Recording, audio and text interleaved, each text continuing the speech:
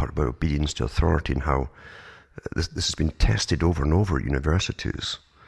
I've mentioned many times about the Stanley Milgram experiments on obedience, done in the 1960s, I think it was, at Yale University. Repeated many times since then, and many other subsequent experiments in the same field have been still ongoing, of course, to categorize humanity as to our willingness to obey authority, even if it's a deviant kind of authority, or even if it is perceived as a good authority, but in fact is deviant if you look a bit deeper. So it's very interesting to see how people could be persuaded during experiments to really believing that when they applied electric shocks to someone whom they could hear screaming, that this was actually happening. But it was okay if a person in authority, an authority figure, told them to go ahead, they got permission. This, again, is what you get in the military. And that's why atrocities can happen so easily in anybody's military. If the order comes from a superior, you simply obey because you feel they're taking the guilt and not so much you. You're simply obeying orders. That's been said over and over throughout the 20th century in inquiries after terrible atrocities have happened. That's what the people always say, we're simply obeying authority. All races, creeds are all the same, by the way. There's no difference in this at all. It's a human trait, a human factor. What they don't tell you, of course, is that they also do the same studies and did the same studies on the psychopathic personalities to see how they would react. And they do fascinating studies on them too. Lots of studies have been done on psychopaths, by the way, by the basic experimentations to find out who they are in the first place. They have lots of questionnaires and so on which categorize the psychopathic types in universities, and they have special tests for them because they want to eventually employ them if they are cooperative to an extent, if they're being well funded or paid or whatever in certain positions of power over others, but never at the top, of course, for those already the super psychopaths above them. But this is simply a technique, as I say, the Milgram experiment. You take it from simply shunning people because you're told to shun them, because they said something which made you blush because you've been trained to blush when you hear a term or whatever, or a question asked. You see? The neuroscientists are doing this today with all your new opinions and so on, and reprogramming you and training you to have these reactions. You're set to default, as they call it, default positions. And of course, Sunstein, who thinks himself as a great proponent from all this and an experimenter, is really a low-level player in it all. In fact, he's not really a scientist as such, way up at the top. He helps push all this stuff and how to mass manipulate you by what he calls nudges. They also use this in the programming of computers to make sure that you're nudged towards a certain way of where you're asking us an initial question to nudge you to certain answers and ignore other things you could search for yourself because others have looked at this, so they nudge you towards what others look at, and the approved nudges and the approved websites and so on. Very simple stuff. And you also find, too, that people take on roles so easily. They become their jobs, for instance. What do you think the movies are all about with the constant war on terror, SWAT teams, and so many movies until it's normal again?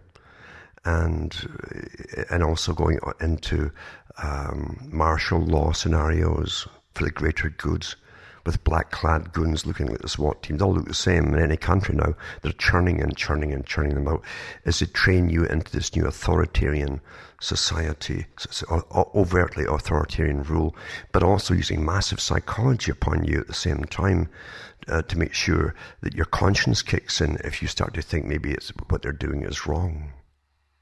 You're not patriotic or something like that. Very simple. But because you become your job, and people in uniform should be really scared of them all, actually. Uniform means uniformity. It's not individualism. When you join the military, you leave your individuality at home or just toss it out the window when you put that uniform on, and you simply are now the team member, your little worker bee, and the pheromones of the queen are the ones that are going to dictate what actions you do. You simply obey them, or you'll get stung.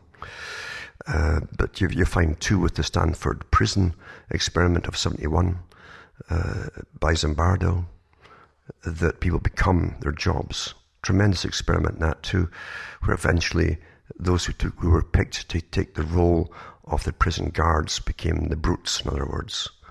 And it was interesting to watch even the movies they put out about them that were done supposedly very realistically, to see how people really react. Now this can be done to a lot of you out there, and without you even thinking about it, or even if you poo-poo the idea it could happen to you, don't ever kid yourself that the psychologies and the sciences that are working against you by understanding how you tick. And today, remember, they know all your information. We're all studied. And people who think, well, I don't care about my information, I've nothing to hide.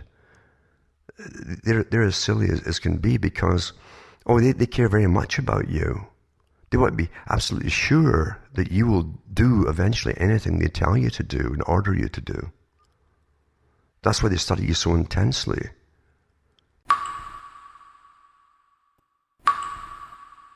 Everyone's heard of the experiments on shocks that were given in a big experiment in not just one but different universities, where they bring in supposed people who would administer the shocks to others they'd see through a glass, other students that were strapped in a chair, and they would have a dial with different levels of shock to administer, and they administered on command of a supervisor. Those experiments were funded by your tax money to try and find out why people obey authority. As long as someone else is telling the one who administers the shocks to increase it and keep doing it, they generally will do as they're told. You displace the blame onto someone else. However, even during these experiments, they find the few who seem to enjoy administering the shocks. Now, the whole point with this was the one who was administering the shocks never were told that it was all fake. No real shocks were administered to the person in the chair, and the different people that would rotate in and out of those chairs were volunteers who knew they were not going to be shocked. It was all bogus, but they would scream and howl and make it very realistic. The whole point, as I say, is to find out why people obeyed authority, even when it became sadistic and cruel. A book was put out called Obedience to Authority by Stanley Milgram. That's Milgram. And that was Harper Torch Books. It goes through the whole experiment from every possible angle in an existential type of viewpoint. Remember, existentialists really have no real cry to emotions to deal with. They simply look at the observations, look at the data, look at the types of experiments, tear it apart, find out why it works the way it does. It's like taking a firearm apart to find out why it works, how it works. Nothing else really matters to them, because what they're after are the tools of authority and how to use that authority in obedience and get the obedience from your victims. And this stuff is passed up the ladder to all the big intelligence agencies, who really are behind it all too. Mind control did not begin with MK Ultra. That's a great misperception, that somehow it wasn't in vogue. Such a lie there. From the days of the first mental hospital in England, they were already studying human nature, and even before that. So this kind of information is vital to intelligence agencies who want to control vast amounts, maybe whole countries, nations of people, on behalf of the masters, the dominant minority, as it's called at the top. So people should go and read that book, Obedience to Authority, by Stanley Milgram, because it does give you an insight into what you think are the average person. People you'd even know, but we go into categories within this particular book. Male and female were sorted out, different age groups too, to find out if there's any differences. And they didn't find any difference, even as to the ones who would apply the shocks on command. They just had a different way of dealing with it, or even displacing the blame. Quite fascinating, really, a study in itself. And I'm sure this, amongst many, many other experiments, this book has been widely read by those in authority at the top. What this kind of book portrays, as I say, is a society that can be manipulated to do anything whatsoever, believe anything whatsoever, by training just like an animal, because that's really how they view the public. And unfortunately, regardless of what we think of ourselves as either as a spiritual being or whatever you want to, however you want to look at it, is irrelevant to those at the top. They only look at what works for them.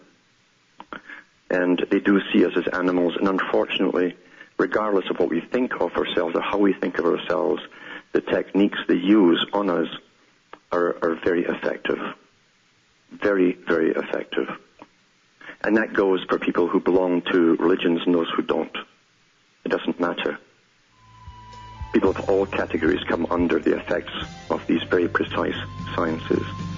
I'll be back with more after the following messages. Hi folks, I'm Alan Watt, and this is Cutting Through the Matrix. Going through some of the thoughts that go through my head on a daily basis. And just before this program started, I went through and grabbed a book that came to mind called Obedience to Authority by Stanley Milgram. That's a Harper Torch Books publication. And in the preface, I'll read a little bit of the preface here, because it's interesting how scientists look at us. They cut out all really emotion, all the little things that make you human, that tie you to those around you, that dispel with the whole idea of love or acceptance and genuineness within a person, or even giving. They have to always boil it down to something in return, because they can't understand being human. Now, scientists are very cold in this respect. They're psychopathic too, the ones who study us. And the preface says here, obedience, because of its very ubiquitousness, is easily overlooked as a subject of inquiry in social psychology. But without an appreciation of its role in shaping human action, a wide range of significant behavior cannot be understood.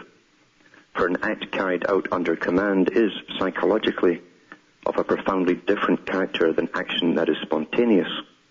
The person who, with inner conviction, loathes stealing, killing, and assault may find himself performing these acts with relative ease when commanded by authority. Behavior that is unthinkable in an individual who is acting on his own may be executed without hesitation when carried out under orders. Behavior that is unthinkable in an individual who is acting on his own may be executed without hesitation when carried out under orders.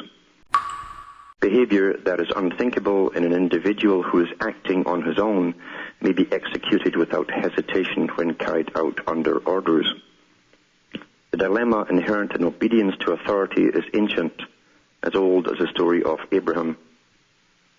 What the present study does is to give the dilemma contemporary form by treating it as subject matter for experimental inquiry, and with the aim of understanding rather than judging it from a moral standpoint. See, there's no moral standpoint in observation here.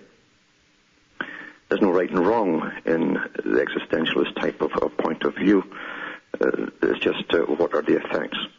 The important task from the standpoint of a psychological study of obedience is to be able to take conceptions of authority and translate them into personal experience. It's one thing to talk in abstract terms about the respective rights of the individual and of authority. It's quite another to examine a moral choice in a real situation.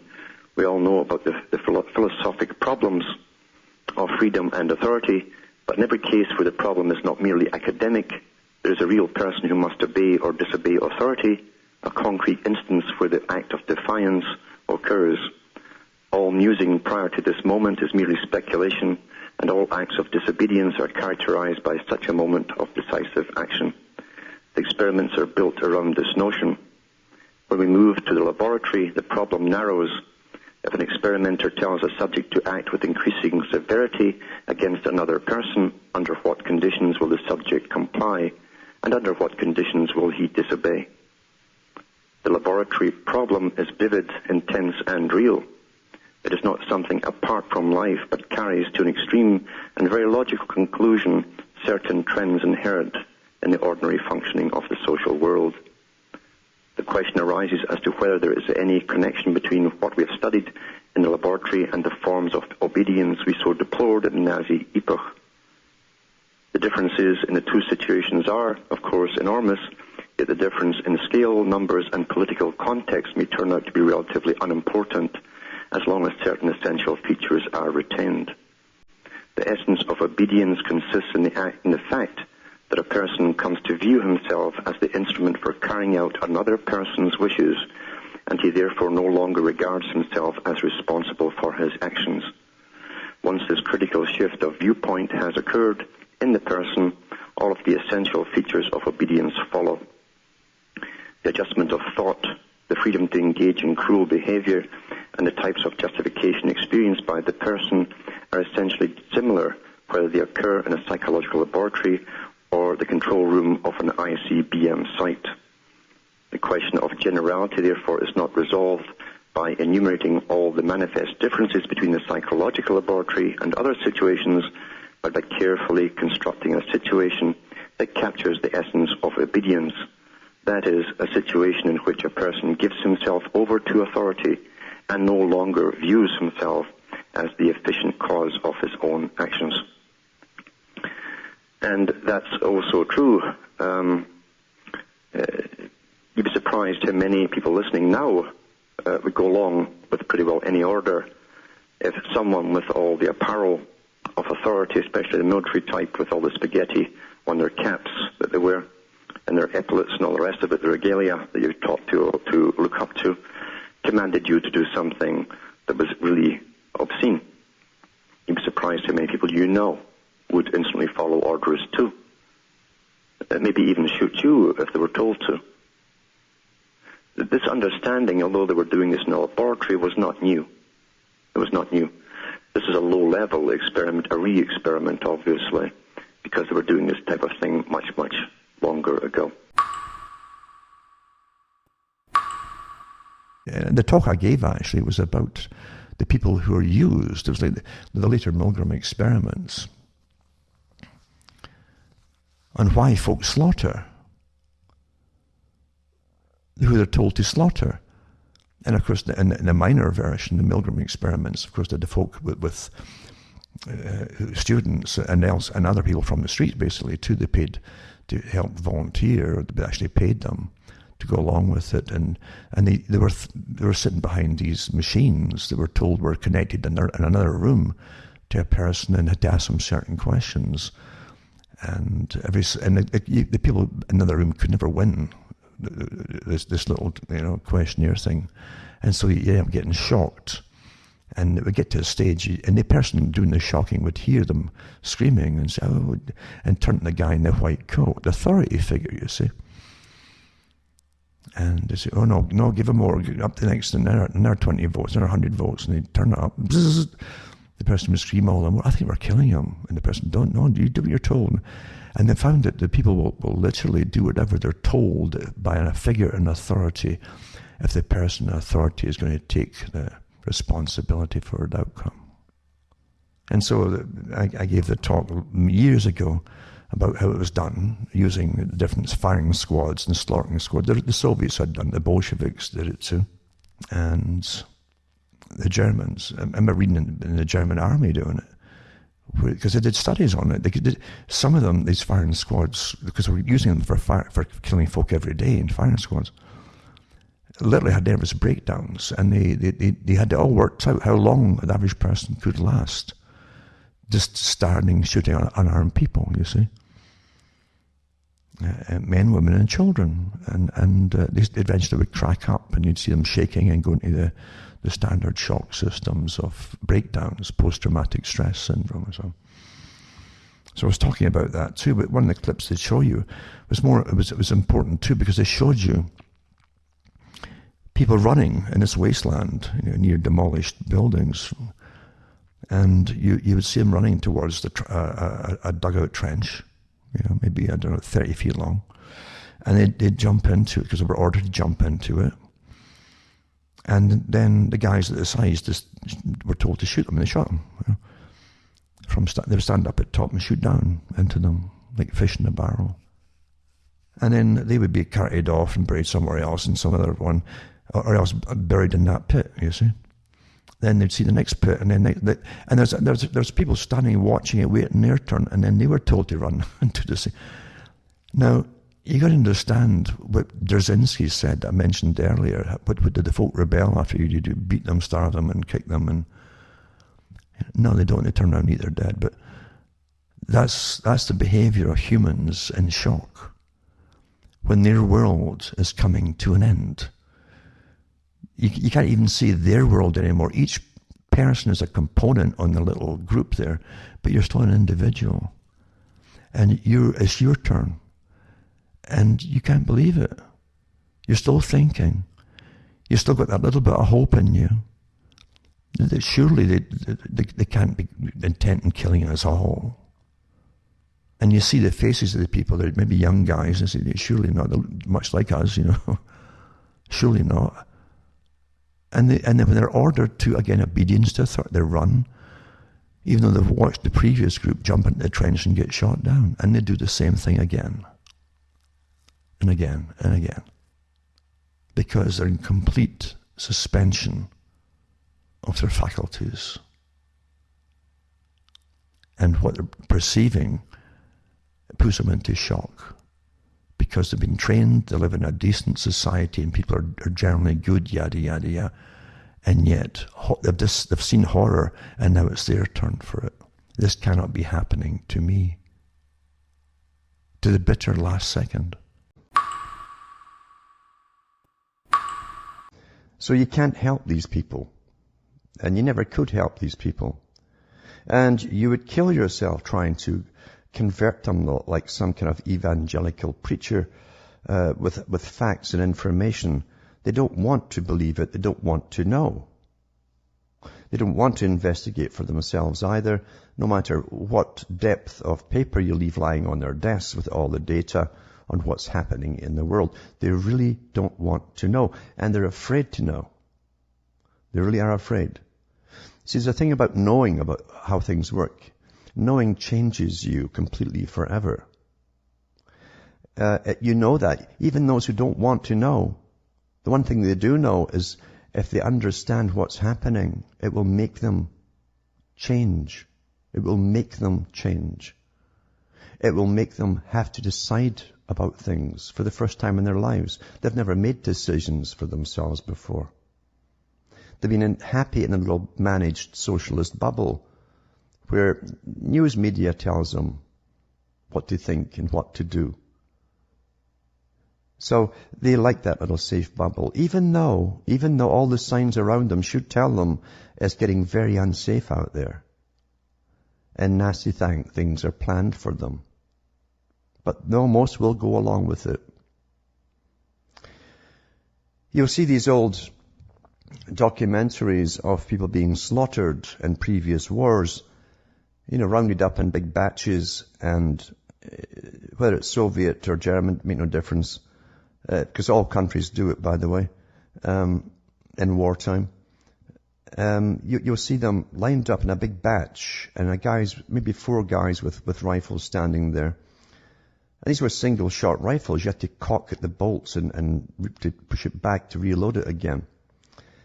So there's maybe 100 folks standing to the side there who've just seen 5 of their own being told to run into a trench, and then these 4 guys with the rifles, or 5 guys, shoot them, and they fall down. And then an officer tells the next 5 to hurry up and run into that trench. Now, To be honest with you, I think I'd get a clue what was going to happen to me if I ran and obeyed them and went into that trench. But you see, people live in utter denial right to the bitter end. They go into a stage of, this is a civilization, this cannot happen to me, therefore it is not happening to me, and something will happen at the last split second. Everyone from that batch of people, at 5 at a time that go in there, are thinking the same thing. None of them run away. None of them storm the 4 or 5 guys with their rifles. I've seen quite a few documentaries like this.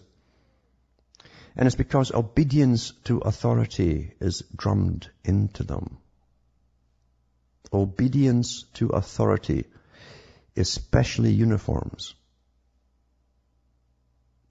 Therefore they obey. They're afraid not to obey. It's no different from the parking ticket to getting shot in the head. They're afraid not to obey. And that's what happens. They get killed, you see. And there's a good book out there. It's actually called Obedience to Authority, where scientists go into all the different techniques and mechanisms that make us obey and how we're trained to obey authority. Now, it's all very well when authority is there, as it was many, many years ago, with very little authority behind it, by the way, to keep the basic peace. All of that's changed in the New World Order. And it is a New World Order since all the bigwigs have told us that. It's a New World Order where science has risen to the top, all the socialist ideas of science, the Fabian techniques, including population control. It's all the rage now, and shortly it'll be on everyone's lips out there, even the ones who are into denial. They'll start prattling about it too, and they'll prattle exactly what they say verbatim on the media and from in the papers. They'll have no opinions from their own. That will become their opinion, whatever their favorite news speaker is saying.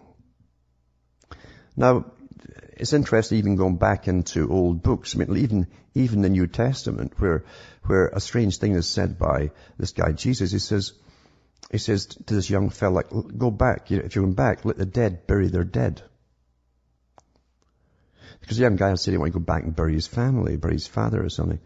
He says, let the dead bury their dead. The saying has been the same long before that was written.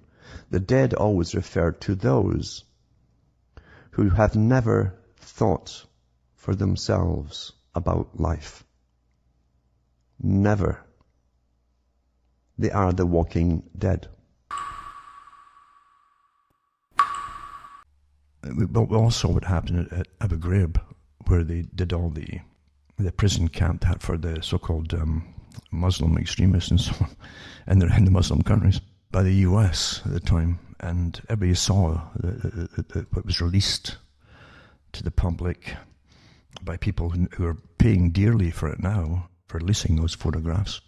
And you saw them chaining up prisoners by all different means and forcing them into almost homosexual acts on camera, because they knew psychologically that Muslims have a horror against that kind of thing.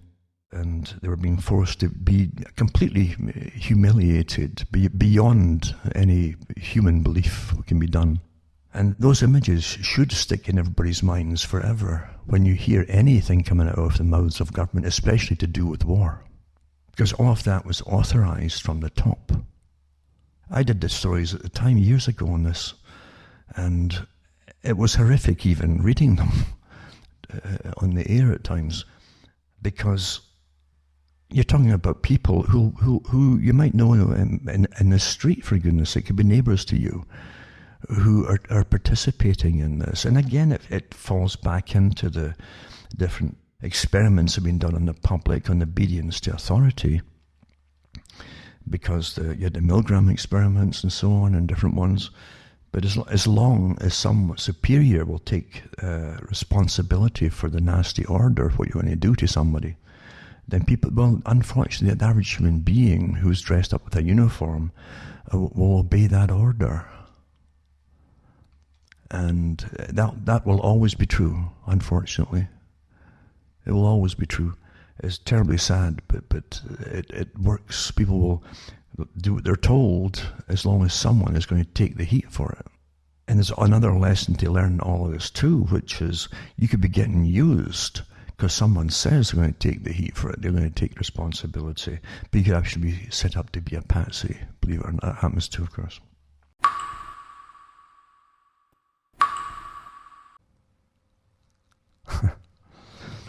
So here you go. Murray Strong talked about it, a post-industrial, and then eventually a post-consumerist society, and did big articles out by the same people who pushed all the global warming ideas. Then they changed it to global cooling, then back to global warming again, and then it's just climate change. Same groups exactly that were to go into a post-consumerist society. You wouldn't be out shopping all the time. In a post-consumerist society. Well, guess what's happened, folks?